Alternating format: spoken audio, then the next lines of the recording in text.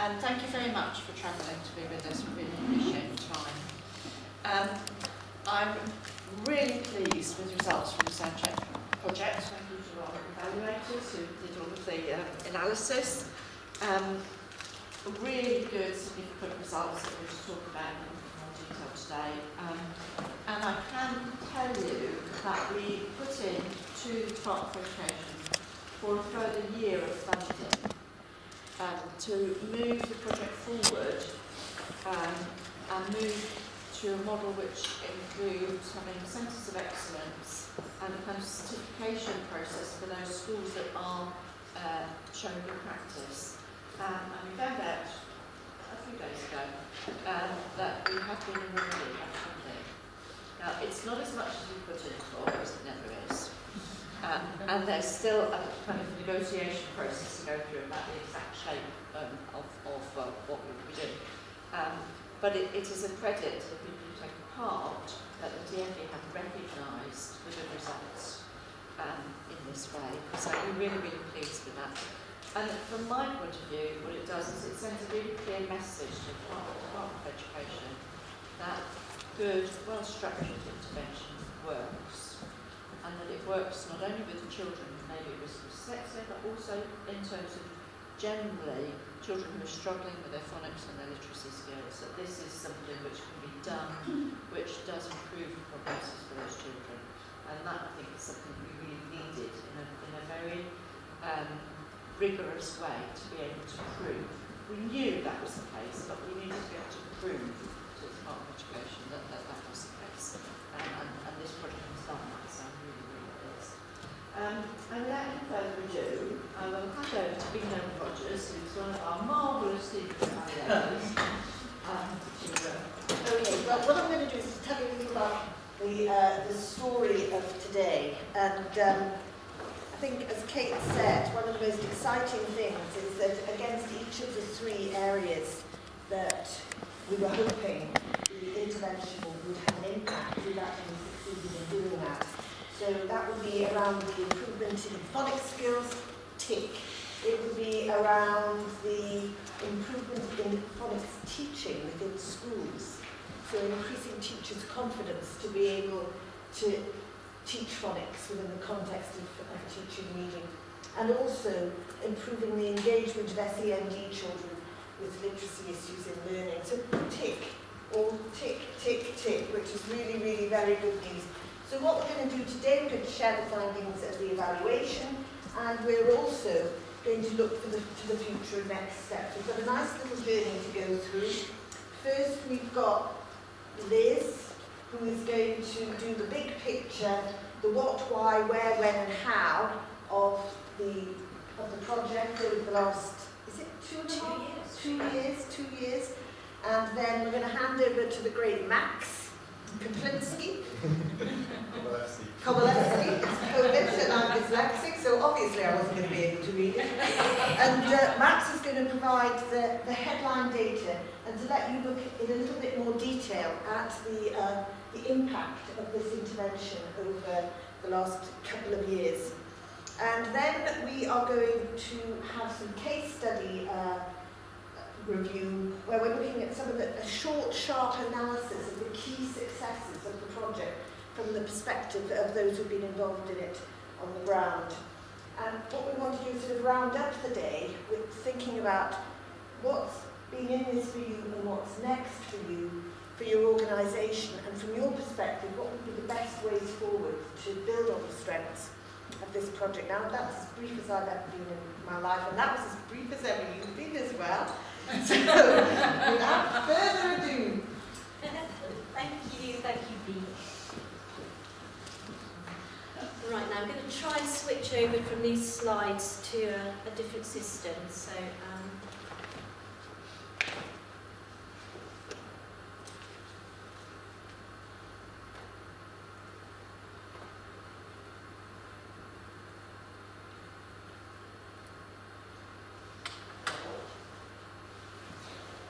my name's Liz Warriman. I'm lucky enough to have been project director of the Sound Check project for the past couple of years, and enjoyed every single moment of it in spite of all of our kind of crazy patches like just now where everybody's running about going, ah, can I get on the data in time? It's been a fantastic experience for all of us, and I can't tell you how grateful we are to all the schools who've taken part in it, to all the hard work that's gone on. I know because Jill and Joe have told me that there have been times when you've cursed us. I know that there have been times when you said, do we have to fill out another form? But trust me, you will see today that it's really all belonging to a very, very good cause. Because what we have now is a huge, huge collection of data, of evidence to show that what we've done really, really works. And that's the important thing. But what I'm going to do now is take you back to 2 years ago and give you some context for why we started the project in the first place. Because I think what tends to happen is you go on a long journey, and it's very difficult to remember where we were at the beginning or quite how we set out on this journey in the first place. So that's what I'm going to do now. I'm just going to give you a little bit of that context. Actually, Max, you can click me. Oops.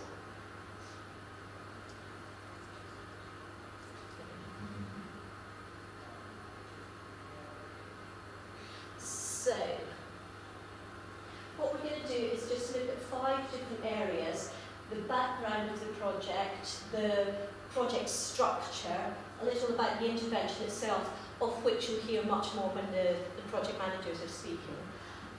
What our key outcomes were from the government when we started this, what they wanted us to achieve, and then a little bit about how we were measuring those, which is what Max is going to be talking about later.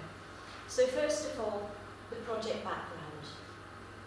I'm sure some of you can remember back in 2012 when the phonics check was first begun. There was a great amount of consternation because the results were not great. In the 2012 phonics check, only 58% of pupils actually met the required level. Now that wasn't great, but what was even worse was that disadvantaged students, the students who are on free school meals, they did so much worse than all the other students. Yeah? Only 44% of free school meal students achieved the required level. And that was 17 percentage points lower than all the other pupils. Max, can I get you to click me on, please? Now that situation has improved. Teaching of phonics has improved in all schools over the past 2 years. So you might turn around and say, well, you know, do we still need a program like the SoundCheck program? Yes, the percentage of pupils who achieved the required level has improved. It went up to 69% in 2013. It went up to 74% in 2014. But what's remained the same, more or less, is the gap between free school meal pupils and non-free school meal pupils. It started as 17 percentage points. What is it now? It's 16 percentage points. It's hardly changed. Also, the gap between SEND pupils and non-SEND pupils remains huge. We've got 44 percentage points difference. The other gap that's remained constant is a gap between the achievements of girls and boys. Girls still do so much better than boys. Why? Should that be the case? Is there any good reason for it? We'll find out as we go through this morning how SoundCheck has actually affected some of these figures with the kids that we've been working with. Okay. So our project structure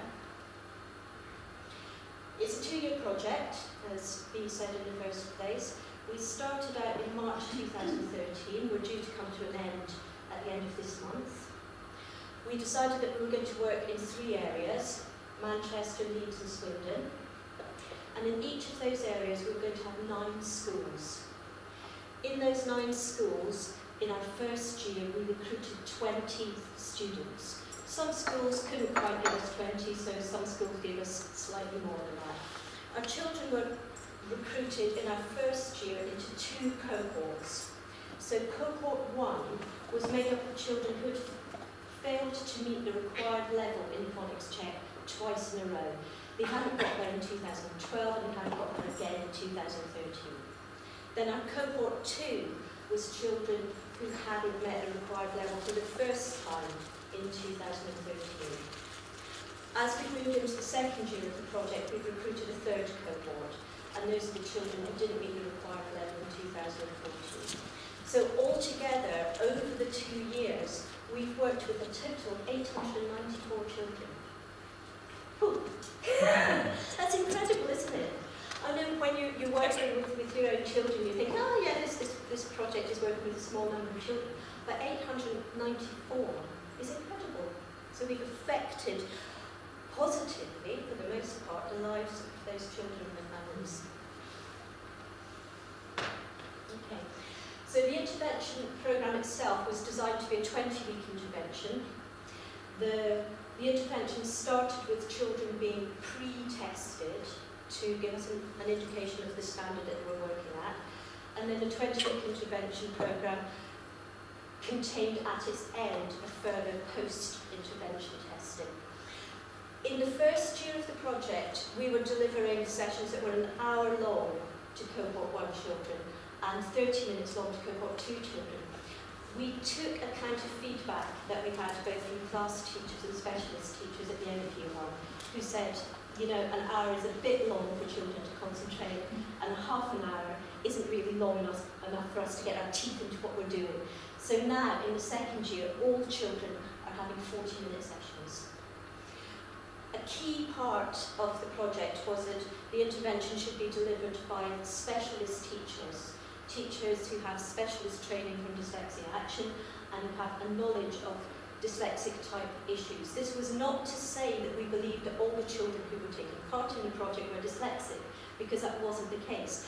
What we do believe fervently, though, is that teachers who have that kind of specialist training bring to the situation a lot of knowledge, a lot of skills, which are applicable to all children, whether they're dyslexic or not.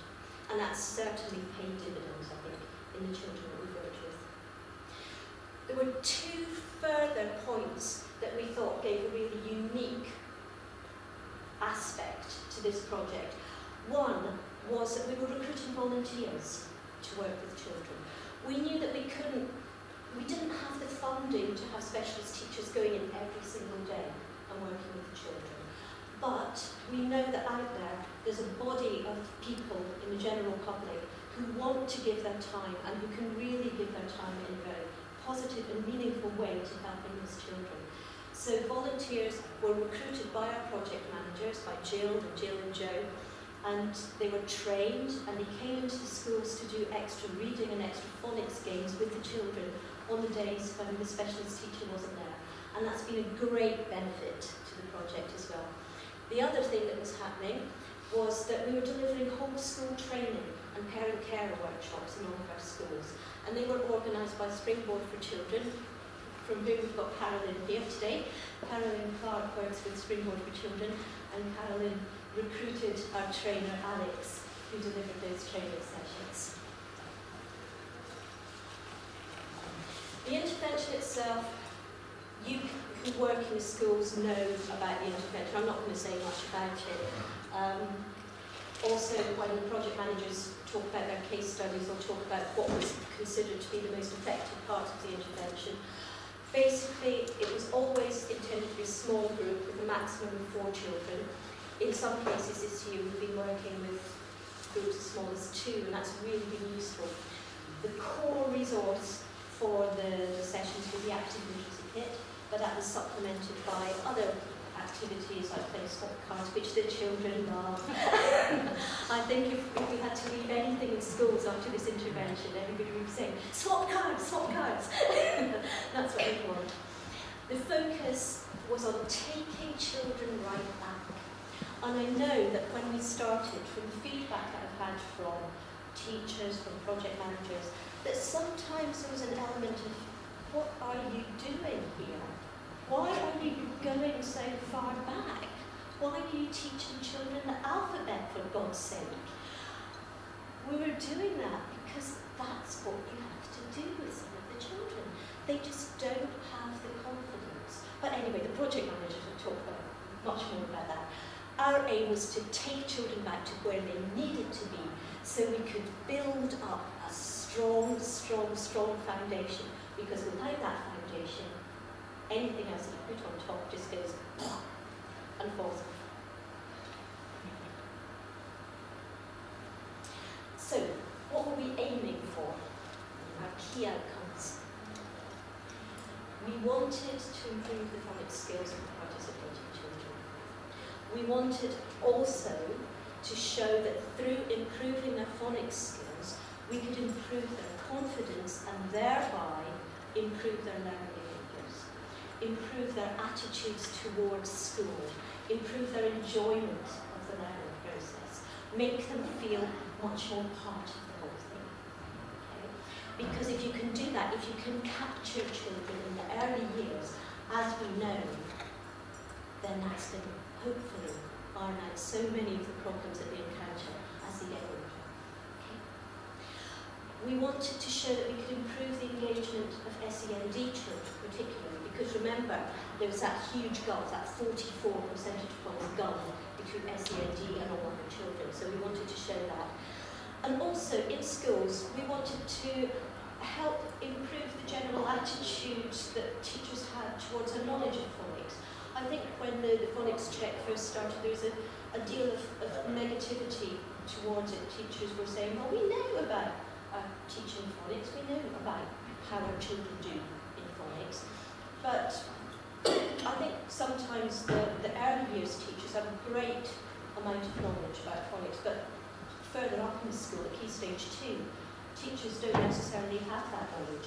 And if a child comes through from the early years without having good phonics skills, sometimes the teachers further up don't know how to support that. So we wanted to be able to help with that too. To measure our impact, we've got various things in place. We've got our phonics check scores from our children. Also, thanks to all the hard work you put in, we've got progress reports, yay! We've got input from class teachers and from our specialist teachers that are telling us things about how the children behave in class, how they react, not just about how good their phonics knowledge is, but what they think about books, for example. Are they doing more reading? Are they more enthusiastic about that? And we've used an entire battery of tests to find out more about the abilities that children have. In the pre- and post-intervention period, we're testing children using tests of general verbal intelligence, the verbal analogies test from the RIT. We're also using a number of tests from the Dyslexia Portfolio by Martin Turner that look at things like short-term working memory, digits forwards and reverse. And then we're also looking at the literacy tests, single word reading, non-word reading, and single word spelling. Okay? Children who were in Leeds had to do an extra couple of tests. They did tests from the TOWRE, T-O-W-R-E, which reinforced our knowledge of the children's reading skills. The other thing that we looked at, because I'm sure you're all aware that where children have difficulty with phonics, they often have difficulty recognising sounds. Their phonological awareness is not good. So we use the TAS, T-A-A-S, to look at children's phonological abilities. Okay? So that is the background to the project. I'm going to hand over to Max to tell you about the data. But before I do, I just wanted to say a real thanks to everyone who's taken part in phonics. So can I ask you to do that? Click, Max. There's our project team for a start. There's all the people from the BDA. There's our project managers from the BDA. We're all here today, and Kate's here today. The only person who isn't here is a lovely lady called Leslie Mitchell, who is stuck in the office. You can see the top of her head just, because the rest of her is behind a wall of data that she's busy inputting into spreadsheets so she can send them to Max, so that he can be buried then in doing all the analysis. We've also got our team from DA, Glenys, there's Glenys, has been our educational consultant. Glenys was very active in the first place with identifying the materials that would be used in the intervention process. We've also got our 3 centre managers, Marilyn, Fran and Pam from Swindon, who've done wonderful work with helping and supporting our teachers, and Maria, who's been the project manager there. And then from Springboard, as I say, we've got Carolyn here today, but Alex was our lovely trainer. I hope somebody got the opportunity to meet her in a session. Mary is the CEO and gave us great support, and Linda Jones, who gave us fabulous advice about volunteering. And of course, all our teachers, who we are so indebted to, because they are the people who brought the intervention to the children and who have changed the lives of the children who have been part of this project. So an enormous thank you from the class today. And then I go to Max now.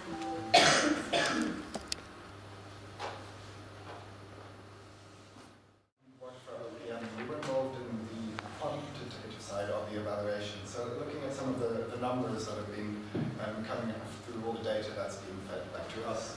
So just to begin with a bit of an overview of how we've been involved in evaluating the Soundcheck project. We've been crunching the data, so specifically looking at the changes in pupils' phonics scores from before the intervention started to after they've received the year of support. And that's going to be one of the first half of what I'll present to you today, is some of the headline findings coming out from that analysis.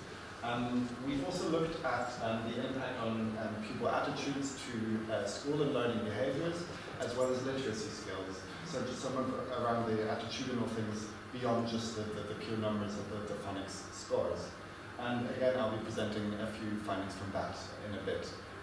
One element that we've been working on, which adds a bit more weight to the quantitative side, is also to obtain a matched control group from the DfE's National Pupil Database. So that's basically obtaining a data set of pupils who didn't receive any particular support, so we can compare what the difference is between pupils who were in the program, who received the special support, compared to pupils in other schools who didn't.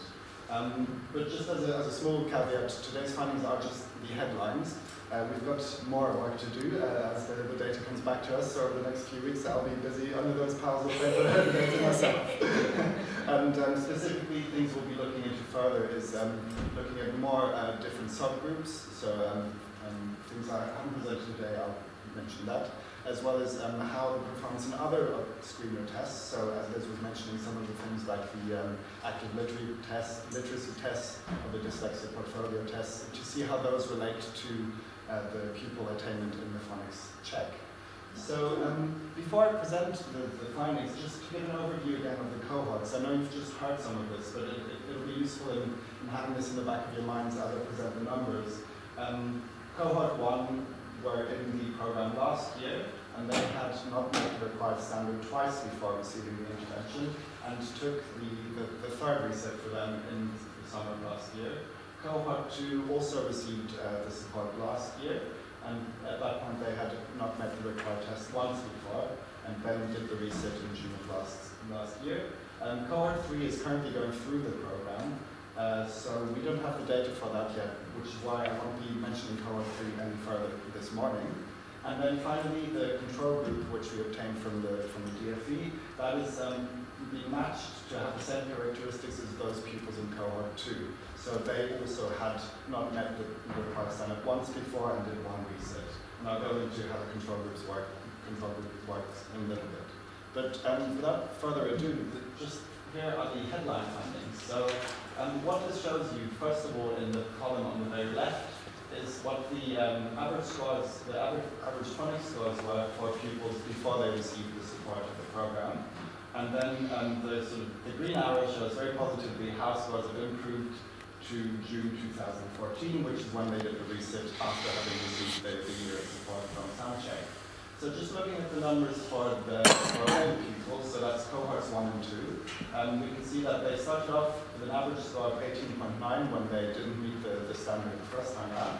And the scores for these improved on average by 12.8 points, so the average scores by June 2014 when they did the reset was 31.6. And that's quite high. That's just under the required score, which translates into, as you can see in the top pie chart, 66% of the pupils who resat the test having had the support meeting the required score in 2014.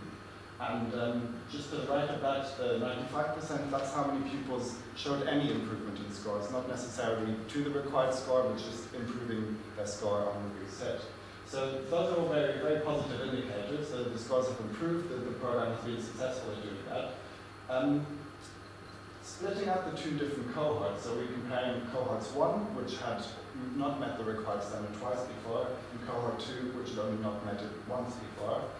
We can see, again in the column on the very left, that cohort 2 had a lower starting point, so their scores when they didn't meet the test, the required score the first time around were lower, 17.7 compared to 21.7.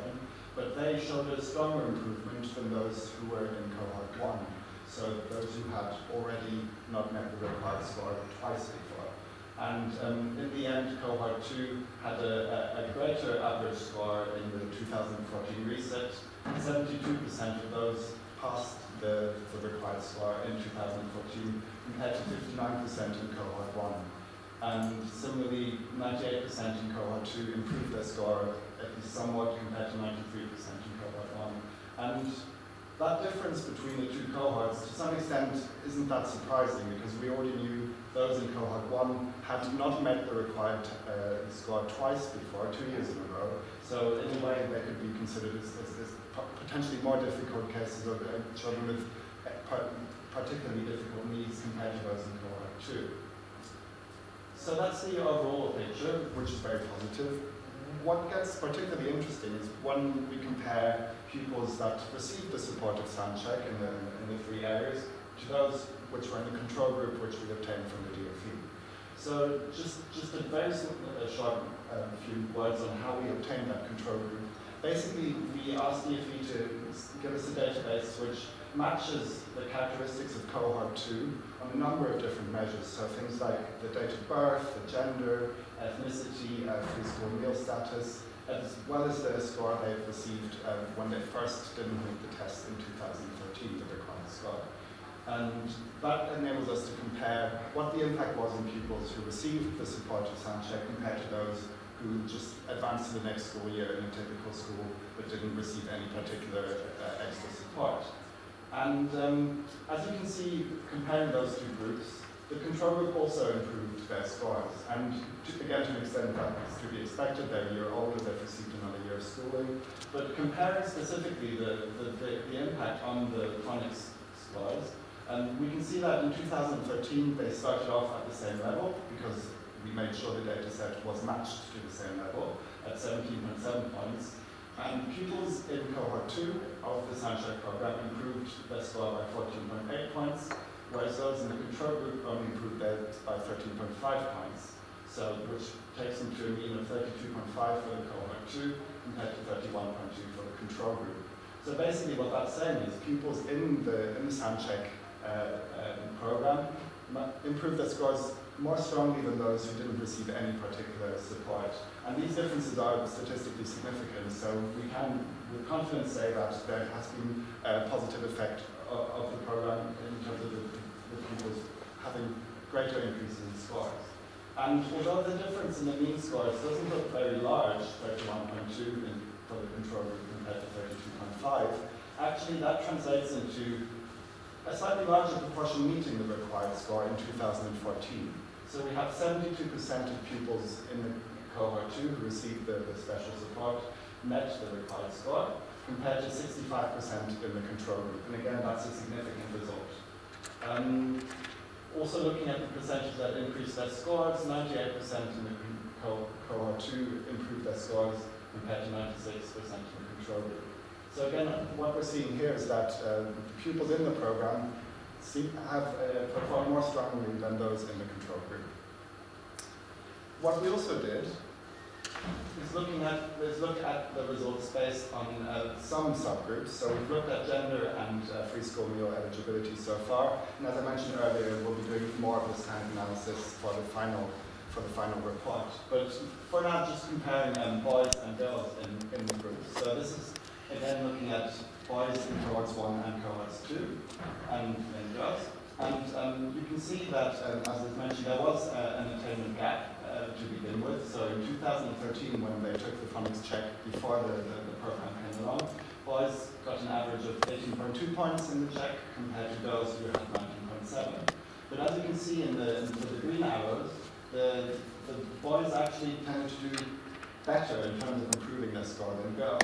So boys improved their score by an average of 13.6 points compared to girls improving it by an average of 11.8, which means that by the summer of 2014, when they had their research, boys and girls had more or less equalized. So the boys had caught up with the girls in the program, and the mean scores are nearly the same, 31.8 for the boys in 2014 compared to 31.6.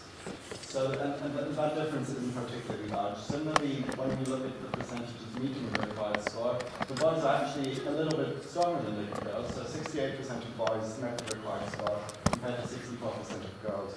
But those numbers are so similar that it's not statistically significant difference, which more or less suggests they managed to equalize that attainment gap was closed.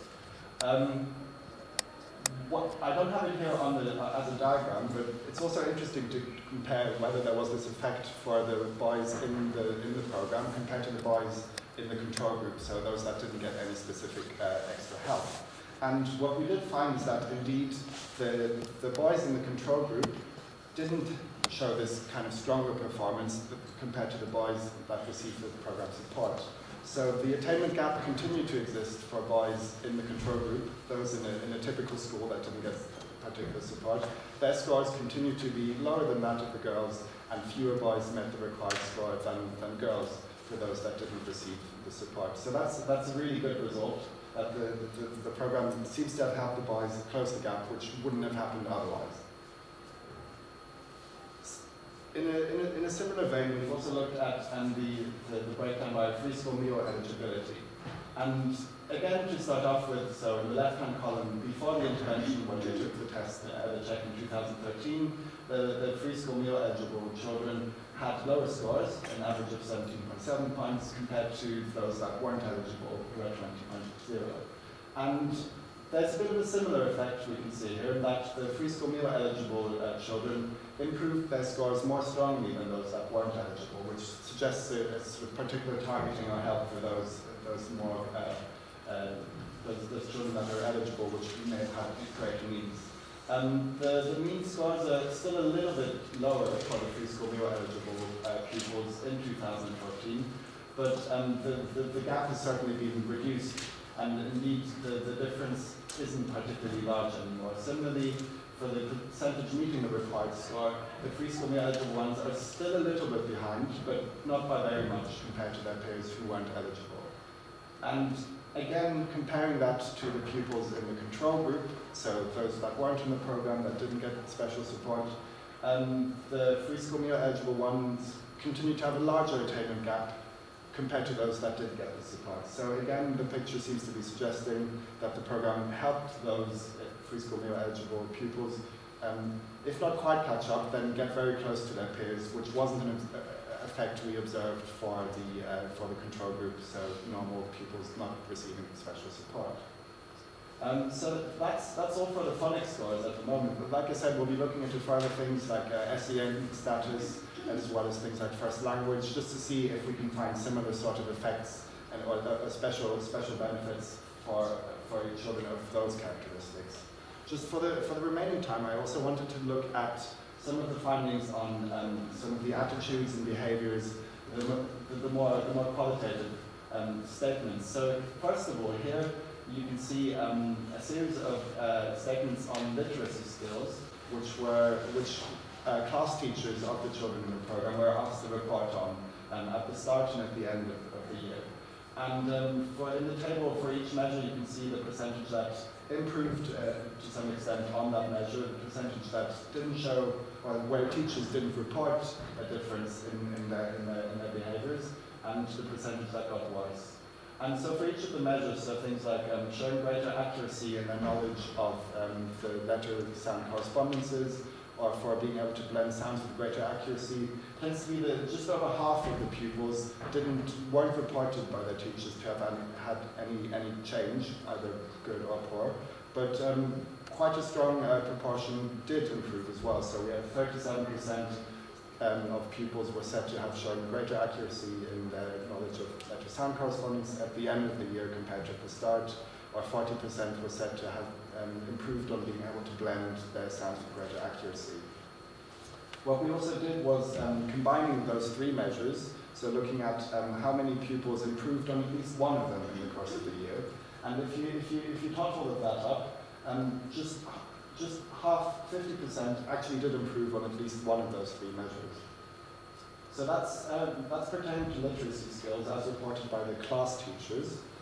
We've got a similar approach for general attitudes and behaviours in class and attitudes towards learning. And again, similar format for the table. You can look at how many, what percentage improved and what percent didn't show a change or got worse. Again, a similar pattern.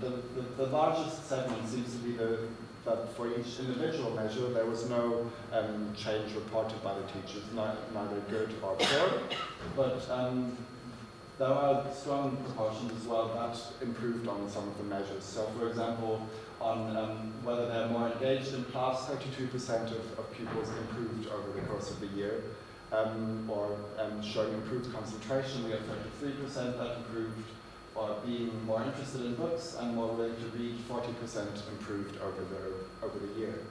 And again, just right at the bottom of the table, combining those different statements and looking at whether they improved on at least one of those measures, we have 68% that did improve on at least one of the measures.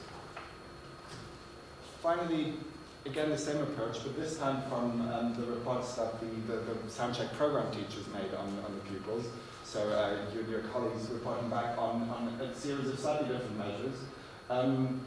It's a bit more of a mixed picture, but again, the largest proportion, the majority, tended not to have been reported to have had any improvement on or deterioration on any of the measures. So things like seeming happy in class, 72% were said not to have changed, although 17% did.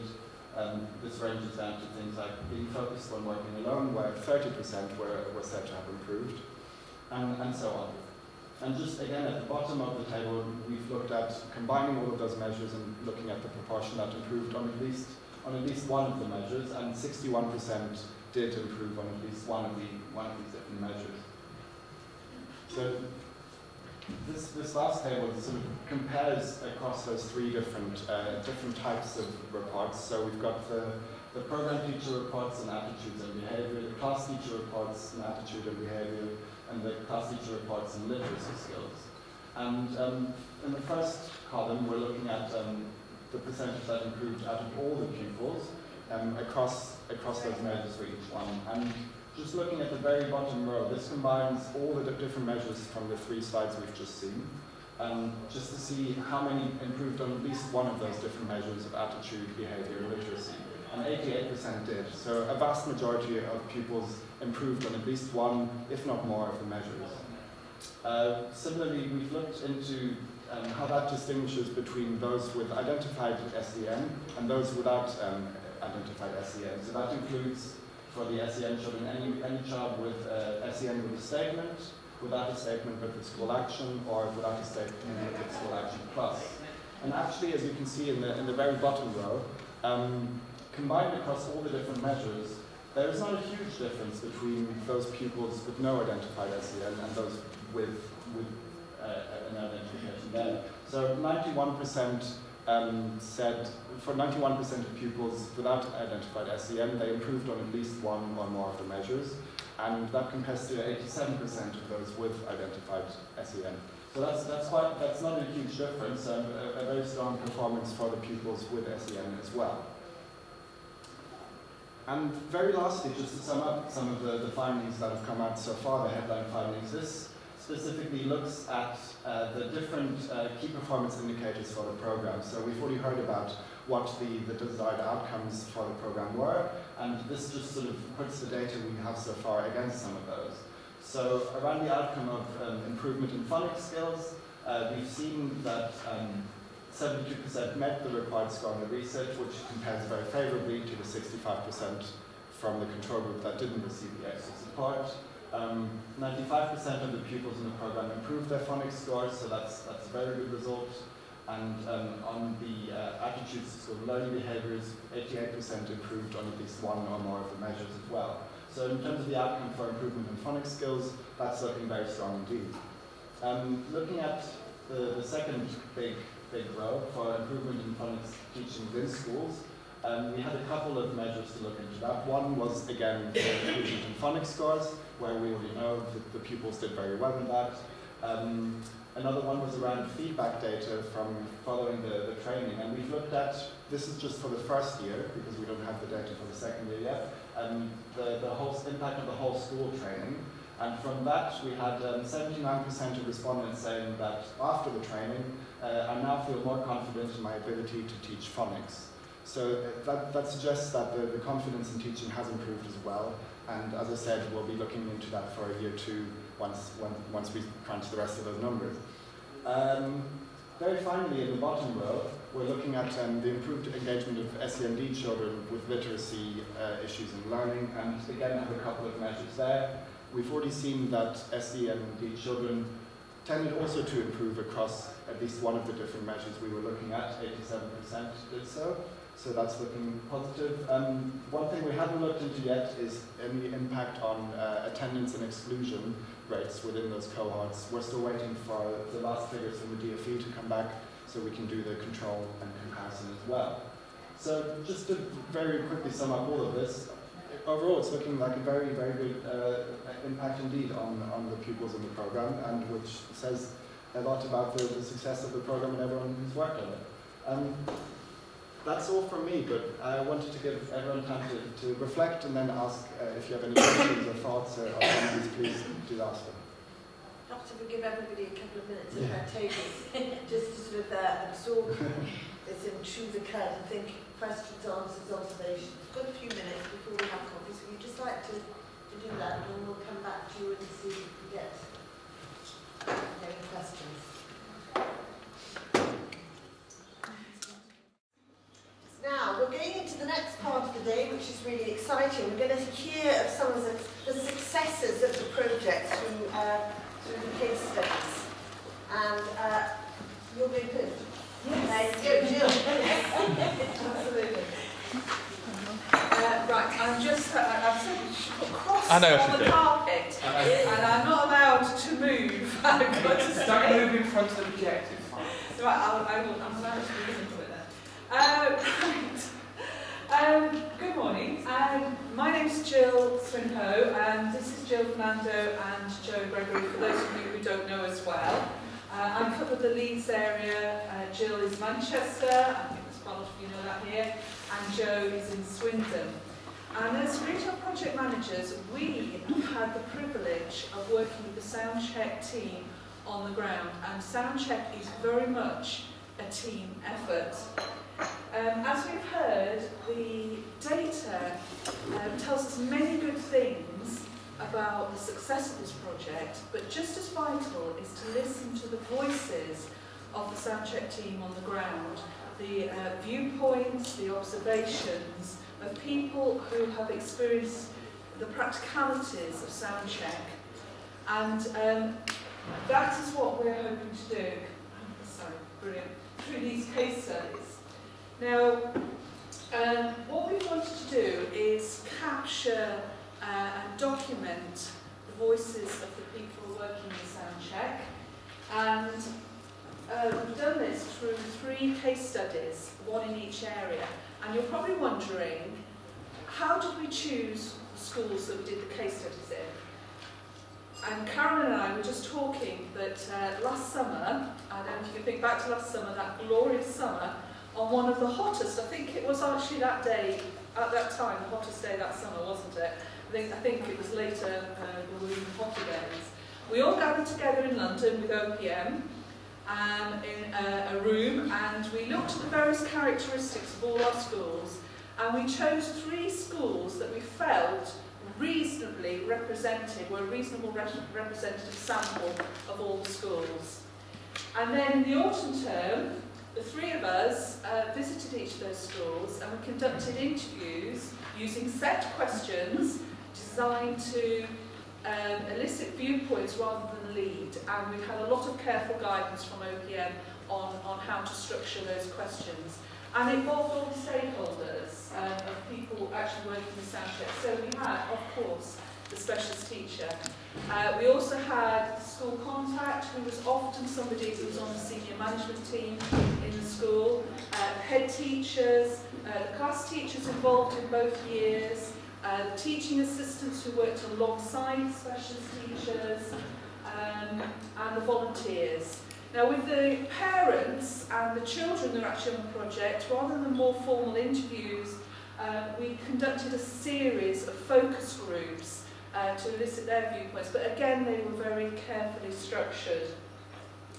It's impossible to do justice to the rich data that we received through these interviews this morning, but what we hope to do is give you a flavour. There were certainly differences in what worked in each school, but there were also a lot of common themes. And so we're going to try and pick out some of those for you this morning.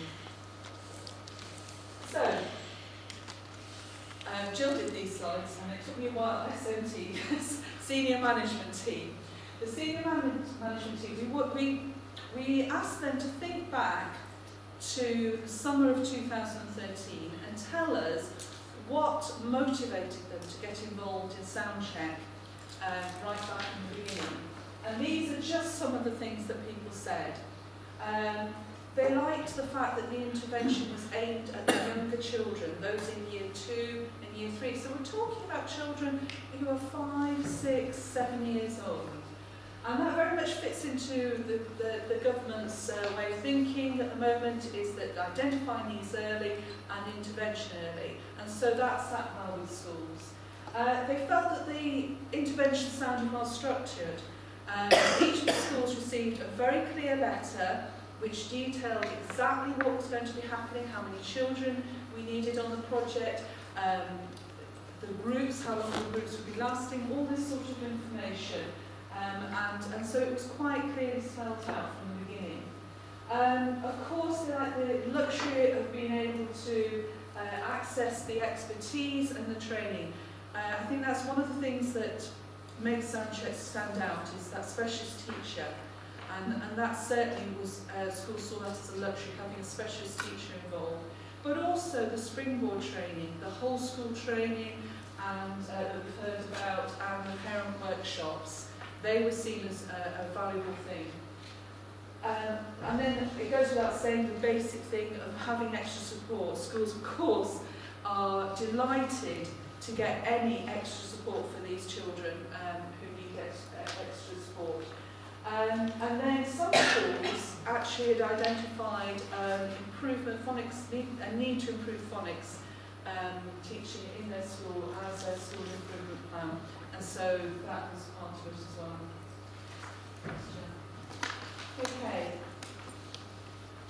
In our case study schools, one of the very common things that we saw was the commitment of the senior management team, right from the beginning, but also right through the project.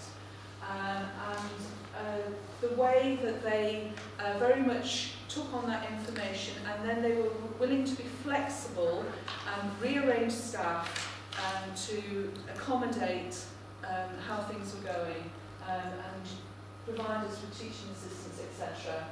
And so this is one quote, this is from one of the lead schools. We ensured that no matter what else was going on, sound check kept going. We made sure that those children got that intervention. And that very much was something that was seen as an important factor for success in these 3 individual schools. There were, of course, some organisational difficulties. And the perennial problem that I think any intervention has that happens during school time is that it's taking children out of class. And this is not unique to sound check, it's the same for any intervention going. And that does cause a problem. Class teachers and the senior management team identified this as an issue, particularly taking the children out of literacy and numeracy lessons was seen as a problem, because these are very much the very children who, if they've missed a bit of input, they're not the children who can come back in and pick up very easily. Now, there were different ways of getting around this. Some schools did rolling programs, others had TAs that they dedicated to getting those children up to speed as they came in. And Jill mentioned that in St Mary's they felt very much that although they were missing something in their literacy lessons, they were gaining much more through the sound check lessons. And so there was still a sort of positive side to that. For those that did the rolling programme, of course, there is still the issue that some of the children are coming out of more creative lessons, which might be their strength and things that they particularly enjoyed. However, in the Leeds school, every teacher said that they never had a problem with children coming out of past a sound check, even if they were doing something really, really exciting. The children were happy to come out. And then you've got unforeseen circumstances, things that schools can't do anything about, like long-term sickness. Again, in one of the Manchester schools, there were 2 TAs that were off long-term, which meant that we didn't have a TA in that second year. But there's nothing you can do for planning for that. And of course, space is a problem for many schools. It can be challenging to find a place for the intervention, but also for the volunteers that were coming in. But these potential barriers, as it says there, were avoided due to careful timetabling and planning before the start of the project. And we as project managers really appreciated how schools went that extra mile on that one. Now, another important part, and another important voice obviously to listen to, is the specialist teachers. And these are just some of the quotes about the intervention. We asked the teachers what they felt about the intervention and also what they felt about the resources. It's already been mentioned that the main resource is the active literacy kit. I've brought one, well, Jill's brought one with us so that you can have a look at it if you want to. And again, we had lots of positive comments on this. Teachers felt it developed automaticity and fluency with phonemes and graphemes, establishing those links, those relationships to learn to spell and apply this to reading. On the core resources, they felt they were just pitched right to engage the children at their level of skill.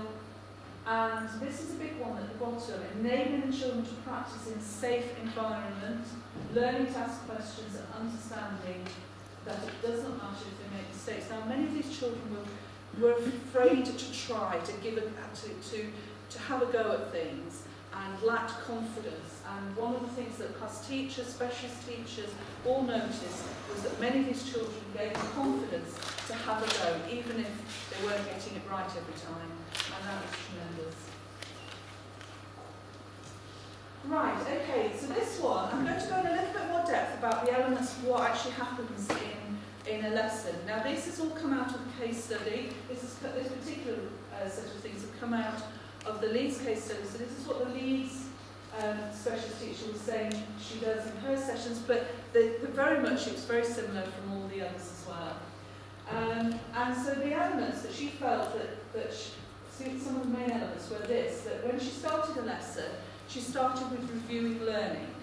Okay, so a lot of these children, they're not very good at retaining learning, so you have to, at the very beginning, go over what you've looked at in the past, consolidate that learning, and make links between what you've done in the past and what you're going to do that lesson. So I've got some quotes, I've had to write them down here because I can't remember them off by heart. So she says, I start off by questioning any memory of the previous session, e.g. letters in the alphabet, remembering the names and sounds of the vowels. Then, moving on to listening skills and phonological awareness, as we've already mentioned, a lot of these children have problems hearing the sounds in words and identifying the sounds and phonological awareness.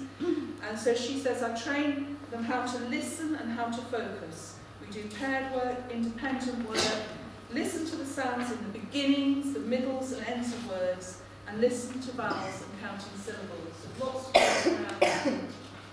Memory work. When we did assessments right at the beginning, almost every child had either short-term and or working memory difficulties, which means they had difficulties holding verbal information in their memory and then working with that memory.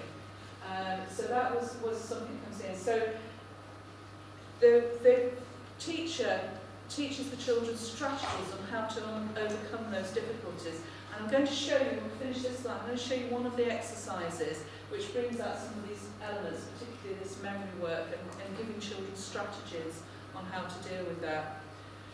Vocabulary development, it was noticed that quite a lot of the children only speak in 1 or 2 words and they don't speak in full sentences. So again, lots and lots of talking, lots of vocabulary work going on. Phoneme, grapheme links, so those sounds, those individual sounds, linking those to the letters. She says we write, making links between the letters and the sounds of letters, writing words, writing sounds, writing sentences. So lots going in there. And then fluency. Once accuracy, once a child's become accurate in something, you then want them to be quick and automatic. So working on that. And that was done through things like time challenges within the sessions. And then engaging learning, so important for these children. She says, I ask them, what do you think is going on here? Sometimes it can be auditory, sometimes it can be visual. Sometimes I give them semantic clues and they are working out what we are going to focus on, so they are much more engaged. So hooking them into that lesson, getting them to own what they're learning. So, on your table, you should have, by the way, also have notes for the session. You'll have a sheet that looks a little bit like this. And this is personally one of my favourites from the Active Literacy Kit. And we're just going to have a chat about what happens with this, just to illustrate some of the things on there. So, if you have a look at this is exercise 23, I think. And so it's something that happens quite a lot later, after the children have learnt a lot of the individual sounds and linked them to the graphemes, to the letters. Now, in this exercise, there are what are called 2 modes, okay? And so you can read across, so you can go add, ed, id, or other. So if you do that in your head as what I'm saying, add, ed, id, or ud, add, ed, id, or ud, and so on. Or, in the other mode, you go downwards, add, am, at. And so on, and go on like that.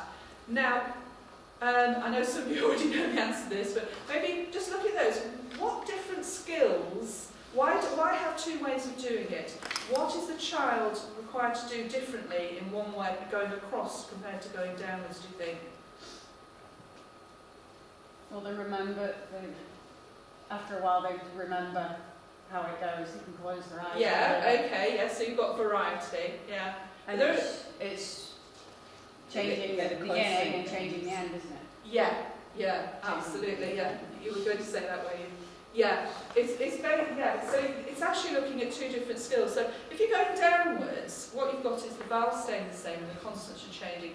So you're having to rapidly respond to consonant changes. And if you're going across, you're rapidly responding to vowel changes. And quite often when you time children, it's quite interesting, they are quicker at one way than the other. And that's immediately telling you what they have more difficulty with things like that. So it's already telling you something. Now also, any idea why do we do this? Why have we got these chunks, if you like? Think about working memory.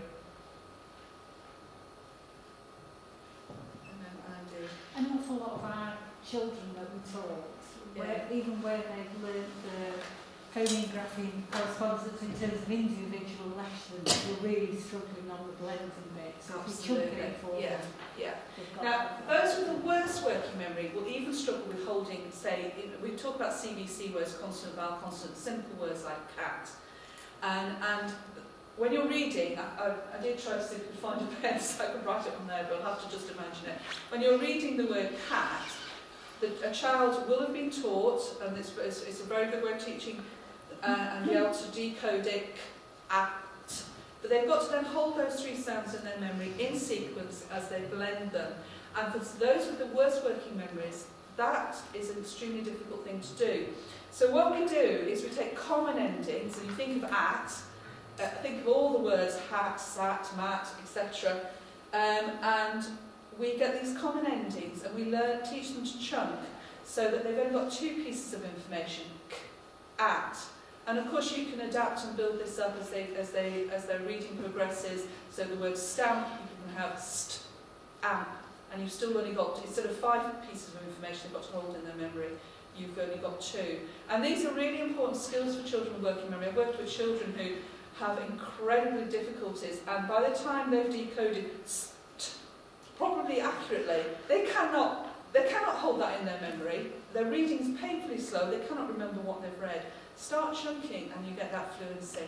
Now on the other side of your sheet, you've got the record sheet. I just thought I'd show you an example of it.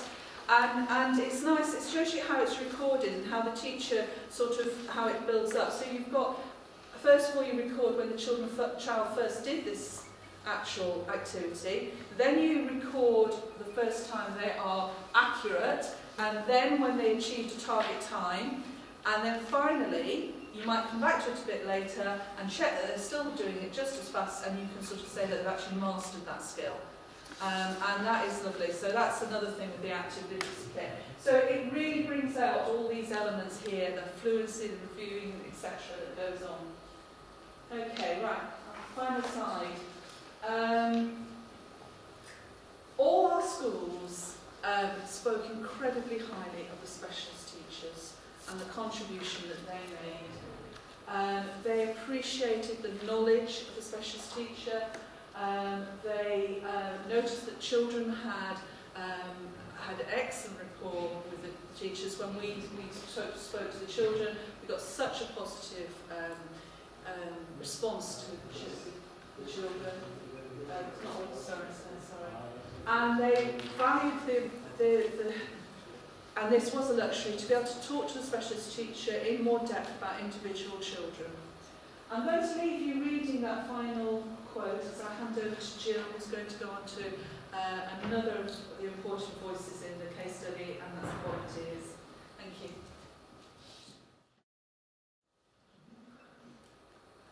Okay, as Liz mentioned, the specialist teacher went into schools 2 days a week, and the idea was to recruit volunteers to go in on other days of the week to support and reinforce what the specialist teacher had been doing.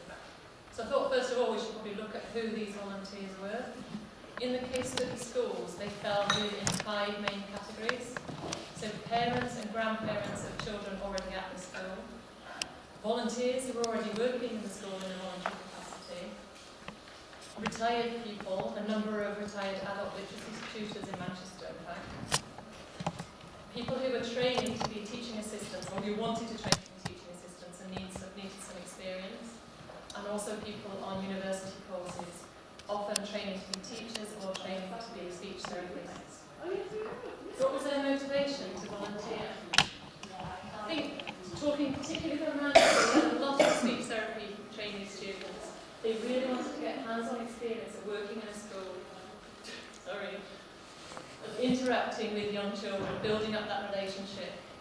They also said that they had quite a lot of clinical experience, but they wanted to work in a more informal setting with children.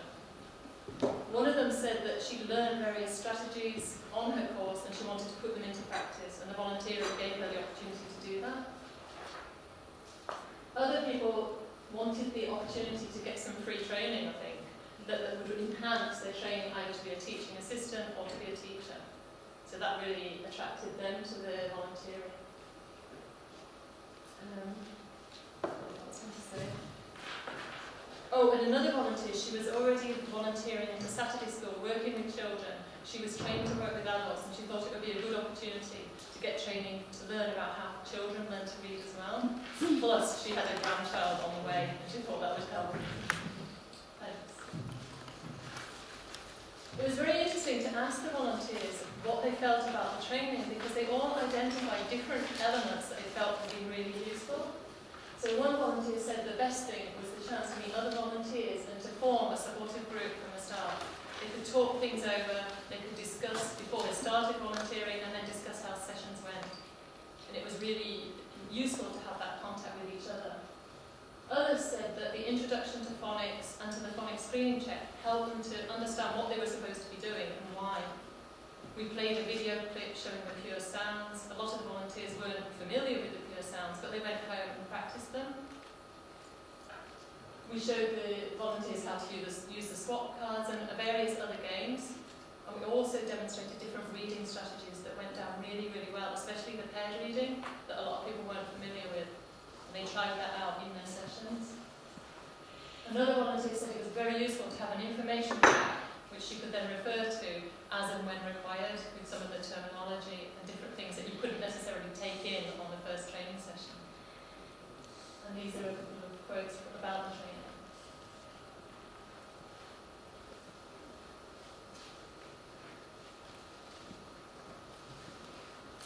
I think a lot of it was around the practical side, learning how to do things, trying it out, role-playing.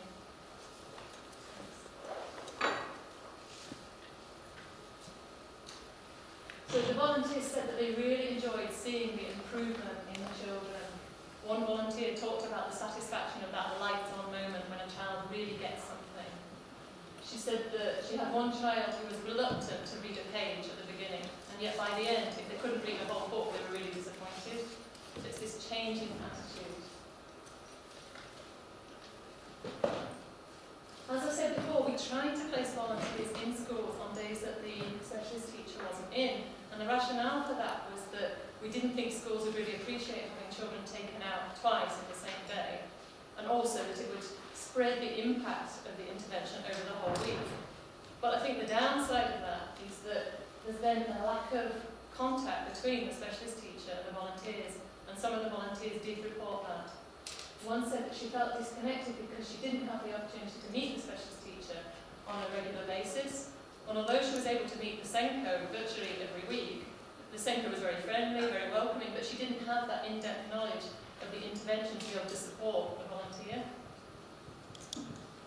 Another one said she wasn't really sure of the children's levels and would have really appreciated meeting the specialist teacher a bit more regularly to get more input.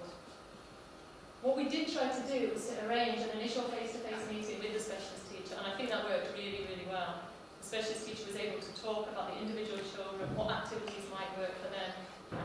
And just, I think, having a face to contact, even if subsequent contact is by email, it doesn't matter, at least you've got an initial relationship. But also, we found that in some cases, because of volunteer timetables and because of school constraints, the volunteers did end up coming in on the same day as the specialist teacher. And all the volunteers that did that said that it worked really well, that they really benefited from the face-to-face contact. One volunteer said that she used to meet Sue in lunchtime and she'd find out what Sue had been doing in the morning, and if the children were struggling, she would then do something else on the same topic to support that. So it was a really positive relationship. So I think it works both ways. It's good to spread the intervention, but again, the close relationship between the volunteer and the specialist teacher is very, very important. We used, in terms of communication, especially where the specialist teachers and the volunteers didn't meet up, we tended to use this volunteer tutor session record sheet, which enabled the volunteer to write down what they covered with the child, any difficulties that the child was having, and any comments. The specialist teacher tended to, in St Mary's anyway, the specialist teacher would write comments back, any observations, and also show her appreciation. And the volunteers really valued that, knowing that their work was being appreciated, both by the specialist teacher and by the school. I think as well in St Mary's, the class teachers knew what was going on, and they frequently commented to the volunteers and to the specialist teacher about how the children were improving. And I think that made a big difference. In some schools where there wasn't that feedback, those were the kind of schools where the volunteers tended to give up, because they felt like they were operating in isolation and they didn't have the support or really feel that valued. Okay.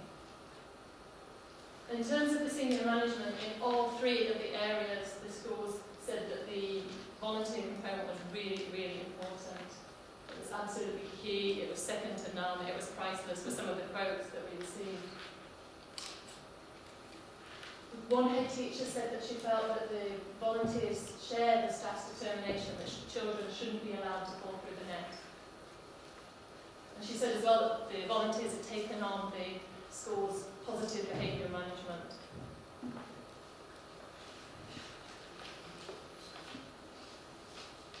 There's something else I wanted to say on that. And the same coach said that she felt that the volunteer component was absolutely essential, and it helped the children develop more confidence, improve their reading and improve their phonics. And she thought it was this chance to build up a meaningful relationship with another adult and to be able to try out the things they've learned with a specialist teacher. In another school, they said it was really valuable, I think this is in Swindon, to have parents as volunteers, but it enabled the parents to get to know the school better and to really get a sense of achievement when they saw the difference they were making. And I think that was in Swindon as well. They talked about the value of having trained and knowledgeable volunteers. This was a key stage for the literacy coordinator who said she would love to have continuing volunteer input after the end of the project because she recognised that the work they were doing was so valuable. I think that's about it. Okay, so just really want to talk to you about some of the plans that we had from the pupils, the parents, and indeed the responses that we had to impact from the senior management teams as well. So we talk about the pupils first of all. We had a really positive response from all of the pupils that were engaged on the project. You know, in front they loved it. They loved attending the sound check sessions. How we actually collated all of this data, we devised 2 separate activities with the pupils. And we had a list of criteria that comprised of the intervention sessions, and we asked the pupils to rank, you know, the popularity, what they liked about the sound check sessions based on those identified criteria. All of them responded that they loved the intervention, which was lovely. Also, I think it's been mentioned several times, the response that we had to the swap cards. And basically these are, if you haven't come across them, they're a set of cards that really give the children the opportunity to practice their phonemes, their graphemes, their digraphs, their split digraphs, all the rest, and actually put it into a reading activity. And of course what's lovely about those swap cards is not only they putting that learning into practice, they don't know that they're putting that into practice, they think they're having good fun and games, but also they get to experience success, and they get to experience that they can do it, and they're good at it. And so it's no doubt really that it had such a positive response, you know, right across all of the regions really. But the biggest change I think that we've all recorded from our regions was the change that the pupils have shown in their attitudes to reading, and some of the positive comments that we've received that you know, they like reading now. And you know, they're really willing to have a go at it, and that's one of the most significant findings that we've had from across all 3 regions. Can't talk out, press the button, I'm afraid. Okay, so then concentrating on the parents then. Really, you know, from the outset, we were absolutely determined to get the parents involved, and to make sure that they understood what sound check was, what it was all about, what our aims and objectives were. And this was greatly achieved then by having that parental information evening or parental information event that was obviously held and run by our I always said sound check then, sorry, which obviously Caroline is representing today. And that was lovely because again we made sure that these sessions suited the setup and the formats in the school, whether it be at school drop-off time or collection time. We're very flexible in the approach and the arrangements for those parental events then. But yes, it just gave the parents an opportunity to see what was sound check all about, why the children were selected to come on board the project, and also perhaps more importantly to get some information as to what they could do at home to support their children as well. So there's some really valuable elements to those parent events, and I know that they were certainly well received.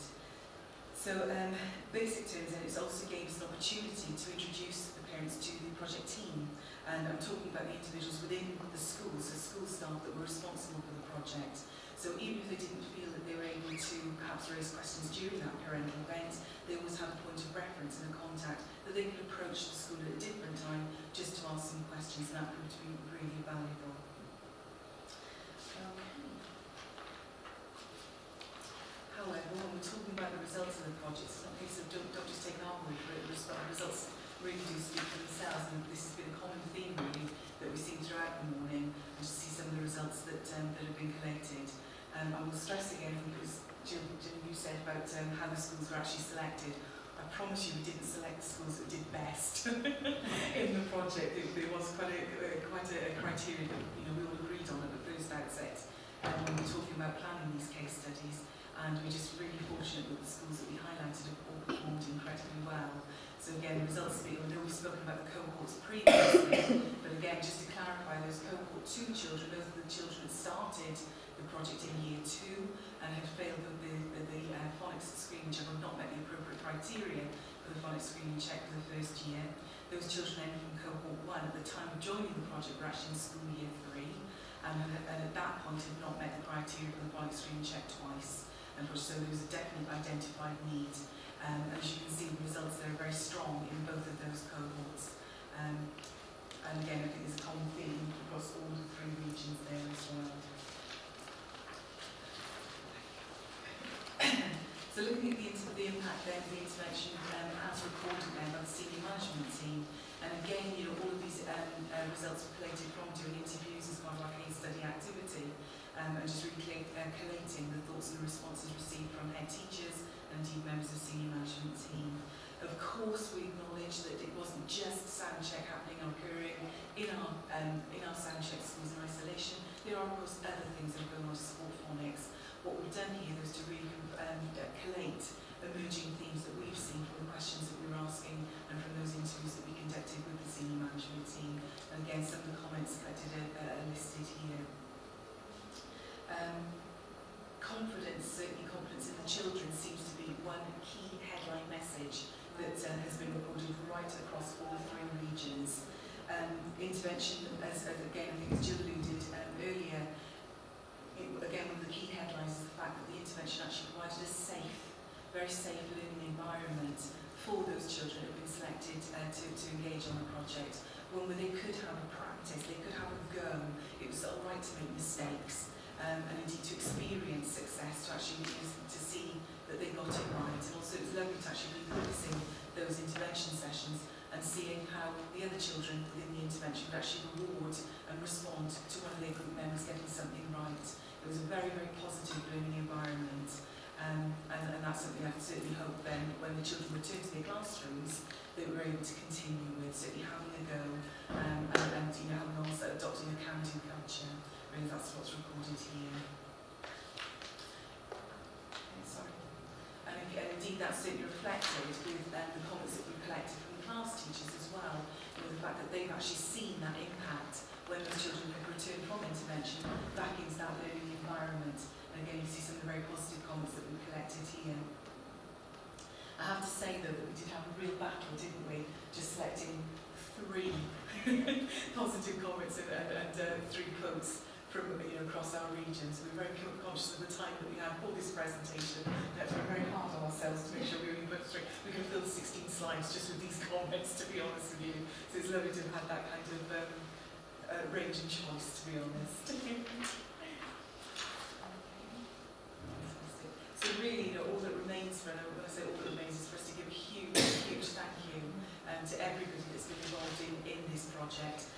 It's something that we're very much aware of has been a team base, and you're talking in terms of what's actually going on in the individual schools. So, a huge, huge thank you to all our schools who are participating, putting up our demands for paperwork and data and detail, etc.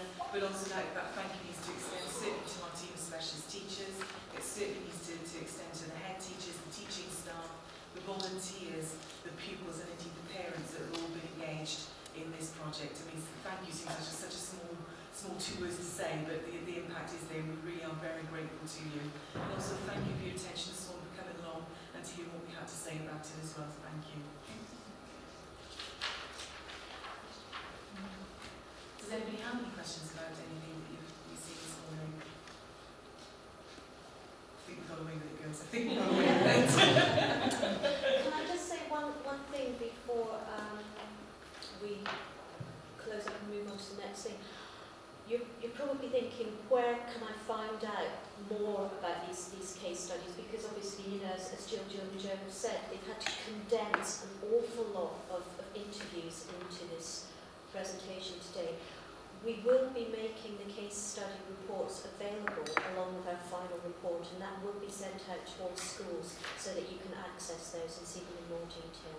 The final reports will also be available on our website and the websites of our partner organisations, so they'll be available to everybody. Okay? Just bear with us while we do all of that. Okay, right, we're going to just have about essential essence of the project. Because it's going to go on into another year, we don't know exactly what form it's going to go on in, it's important that we're able to sort of really identify the characteristics that will make it work. I think we've heard over there that there are some issues about how the extent to which you're able to really engage the class teachers in embedding what's happening in the project in their practice. I think there's an extent to which we're talking about how some children perhaps didn't have the opportunity to apply the skills that they were developing through the phonics work in their reading and writing. So what we would like to do, and we've got 4 questions that we're going to be popping up there.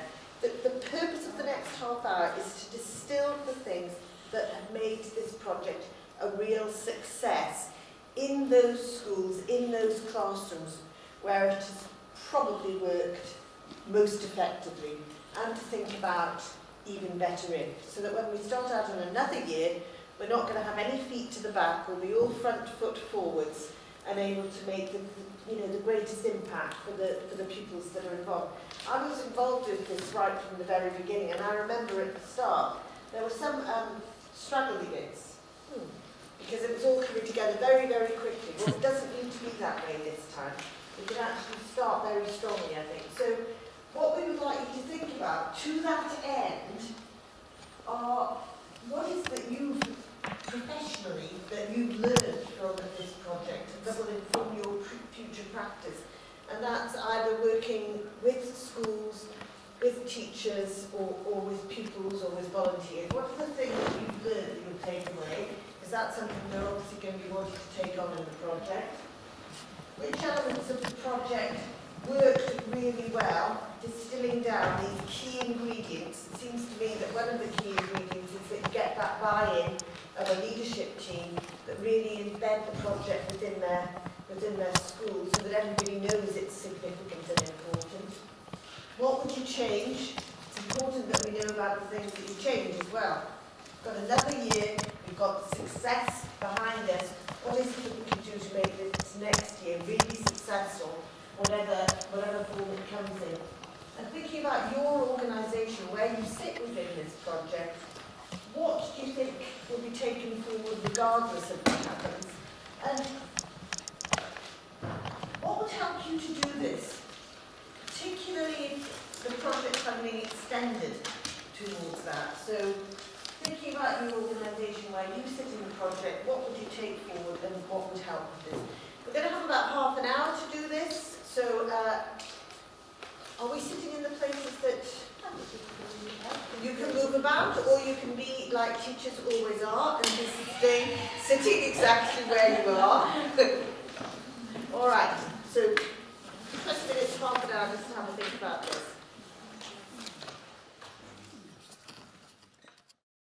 Understand and be involved in and partake in the project, so that the learning is embedded both in the classroom and in the work that the TAs are doing. There's also a job of work to do, I think, to make sure that all head teachers know and understand the potential impact that the project will have on the pupils in their school and on the teachers in their school, so that they engage their senior leadership teams in making it work and making proper space for it in schools. I think there's a job to do around making sure that all of the people around the individual children are also fully aware of what the pressures are at any given time on that child. And you've got almost like little case conferences happening to make sure that the well-being is central to what's going on, and making sure that the volunteers are really kept in the loop. I think there's something emerged here around a step change in the role of the specialist teacher. So, and this is the notion of the fishing rod and the fish, so that what you're looking for is something that's sustainable, but something sustainable only if the core skills and knowledge and understanding that the specialist teacher brings to the school are shared with other members of staff in the school, so that they are then able to carry on doing that, perhaps with more intermittent support from the specialist teacher.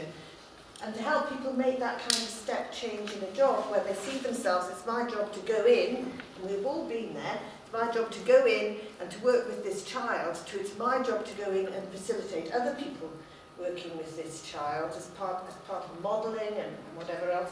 That's quite a big thing to take on board. I think, to my mind, there's a big thing around timeliness. There's the perennial timeliness to do with the DFE, wanting everything to fit in to a March to March or April to March slot, which doesn't necessarily work.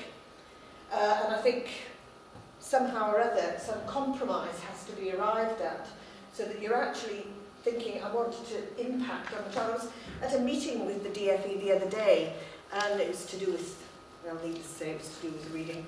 And the package that we were talking about wasn't ready for delivery. So the DFE person says, we have to have it to deliver by such and such time. And I said, well, but it won't work the way that it is. It won't work for the teachers or the schools.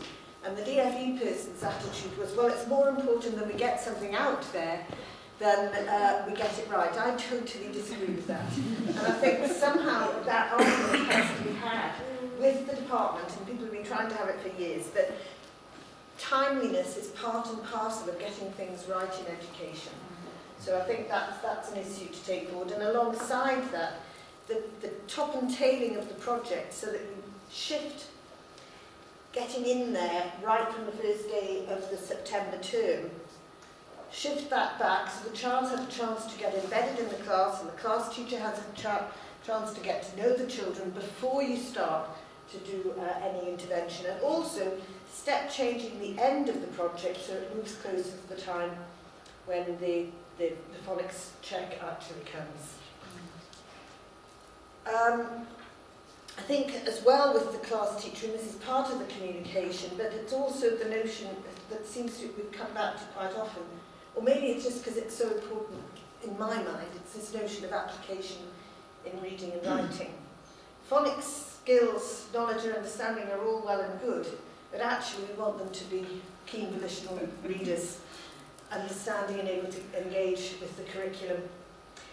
Really fascinating issue came out here, which was, having been involved for 2 years, I had not expected that for children this young, there would be sort of clear links being made between absenteeism and the nature of their engagement in this programme. And I think that's something that needs more exploration. Because we didn't think, in the last meeting we had when we were there with Kate, we talked about, you know, that's a KPI probably not worth pursuing, but it's emerging, it is an issue that children do disengage, and then once they disengage and miss 2 sessions, then you've got a really vicious circle.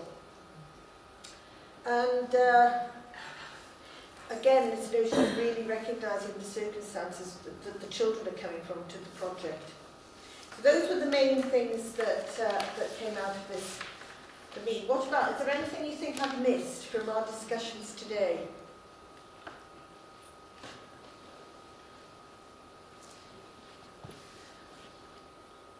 Oh. Yeah, anything from you? What I really wanted to say, just by way of rounding up, is how useful and how timely this meeting today has been, especially since we have got the go-ahead for a further year.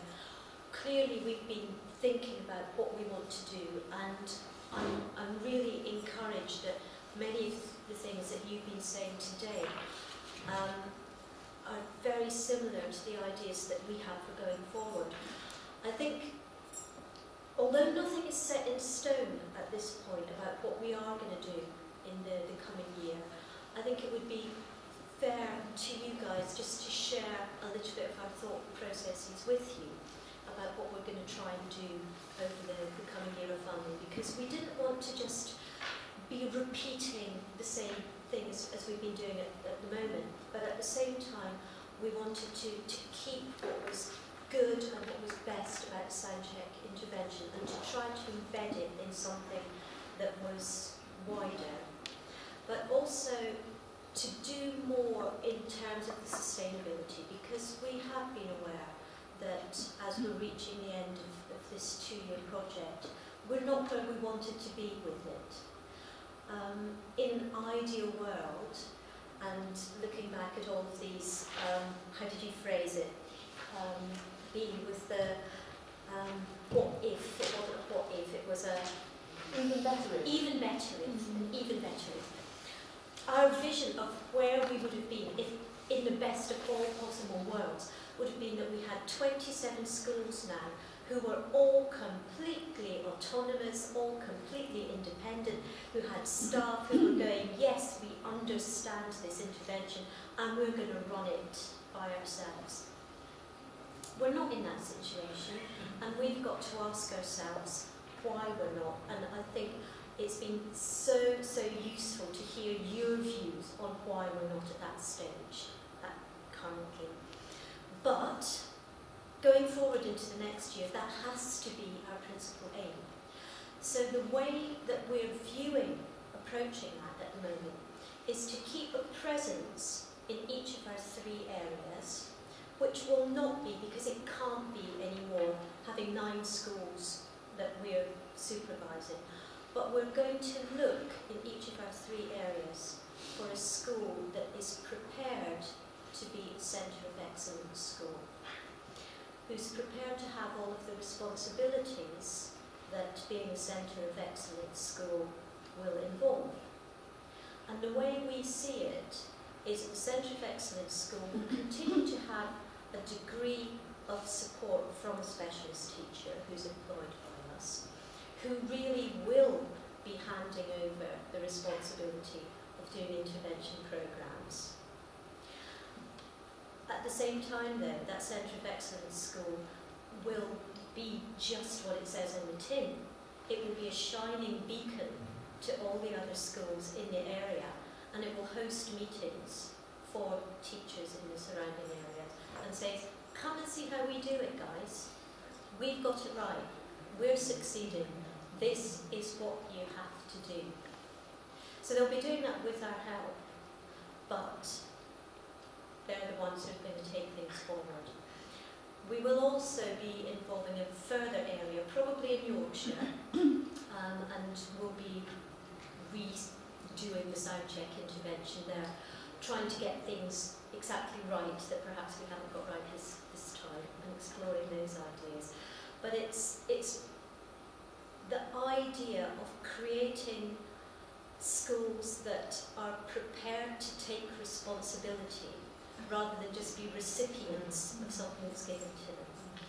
Now, part of this will also be something that our partnership of Springboard and DA and BDA are proposing, is a certification structure that schools can aspire to or buy into that has a bronze, silver and gold level. And we'll be providing training to allow schools to get to these different levels. At bronze, we're kind of where schools are just now. We've been involved in sound check. They've had whole school training. In theory, everybody on the school staff is aware of literacy difficulties, aware of dyslexic type difficulties, SBLDs. The next stage up will be providing training in the school in screening, so that, as you was, it's Kath, is it Kath? As Kath was saying, so that there is always somebody there who feels more confident about identification. Yeah? And not just one person, but lots of members of staff getting training in that. Okay? And then the gold level would be that the schools have had these trainings, but they're also running an intervention which can seem to be a successful intervention that's allowing children to make really good progress. That's the vision at the moment. DFE have already told us that they're going to give us £200,000 less than we asked for. But, keeping all of this in mind, we're going to have our initial discussions on Thursday. So we'll keep you posted on what happens. And I hope there will be an enormous clamour in Manchester of schools saying, we want to be the Centre of Excellence school.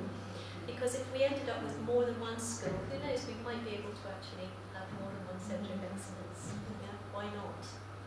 the more centres of excellence, the better. But everything that you've fed into today will certainly be taken forward. And I think, as you know, as B has been saying, those issues of communication, but for me as well, it's responsibility. It's responsibility from the head of the school downwards. It's when we go to a school and say, hey, do you want to be part of a project? They don't just go, yeah, you can look after the kids that we don't want to look after. It's this idea of, yes, we want to be involved in a project, and we see it as something that's going to inform everybody in our school, something that's going to benefit everybody, and we're really going to buy into it. That's what we've got to look for. So take that message out and say to your colleagues, we can't be passive in this anymore. When people come and say, we're going to do projects in the school, it's not for the school to be passive recipients. It's for the school to be actively involved and engaged. That's what we need. Go, girls, go. Thank you all ever so much for attending today. Thank you very much. Thank you.